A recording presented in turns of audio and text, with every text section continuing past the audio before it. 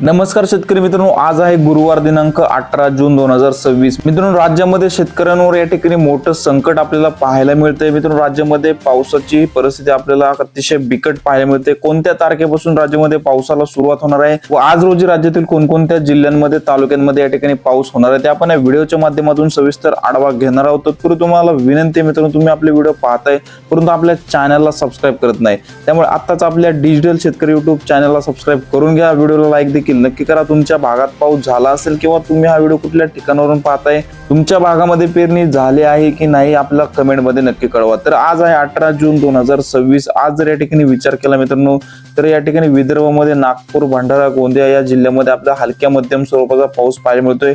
अमरावती जिल्ह्यामध्ये देखील हलक्या ते मध्यम स्वरूपाचा पाऊस हा तुरळक ठिकाणी पाहायला मिळतोय।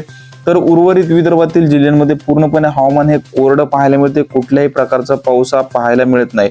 तसेच मराठवाड्याची परिस्थिती आहे मित्रांनो, मराठवाड्यामध्ये बीड, लातूर, धाराशिव, छत्रपती संभाजीनगर, नांदेड, परभणी, हिंगोली, जालना या 8ही जिल्ह्यांमध्ये हवामान ढगाळ आहे, परंतु पावसाची शक्यता आपल्याला पाहायला मिळत नाही। आज रोजी तरी या ठिकाणी मित्रांनो 21 जून रोजी पासून पुन्हा एकदा पाऊस सक्रिय होणार आहे। प्रचंड पाऊस आपल्याला पुन्हा देखील पाहायला मिळणार आहे, त्याचा आढावा आपण येणाऱ्या व्हिडिओत घेणारच आहोत। परंतु आजचा जर विचार केला तर आज पश्चिम महाराष्ट्रामध्ये सांगली, सातारा जिल्ह्यामध्ये देखील पाऊस आपल्याला पाहायला मिळत नाही। हलक्या मध्यम स्वरूपाचा पाऊस हा तुरळक ठिकाणी होऊ शकतो। तसेच कोकणपट्टीमध्ये देखील मित्रांनो पावसाची शक्यता आपल्याला पाहायला मिळत नाही।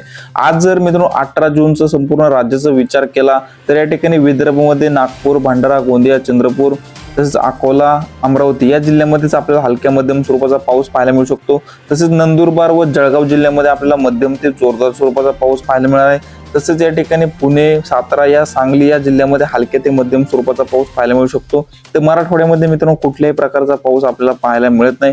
मित्रांनो, एकंदरीत जर संपूर्ण महाराष्ट्राचा विचार केला तर 21 जून पासून पुन्हा एकदा राज्यामध्ये पाऊस सक्रिय होणार आहे, त्यामुळे ती एक शेतकऱ्यांसाठी मित्रांनो आनंदाची बाब असणार आहे। मित्रांनो, हवामानामध्ये अचानक बदल होत असतात, आपण आपल्या डिजिटल शेतकरी YouTube चॅनलवरती पावसाचे नवनवीन व ताजे अपडेट घेऊन येत असतो, त्यामुळे तुम्ही आपल्या चॅनलला सबस्क्राइब करून घ्या, व्हिडिओला लाईक देखील नक्की करा। तुम्हाला काही शंका असतील तर ते कमेंट बॉक्समध्ये नक्की कळवा। धन्यवाद।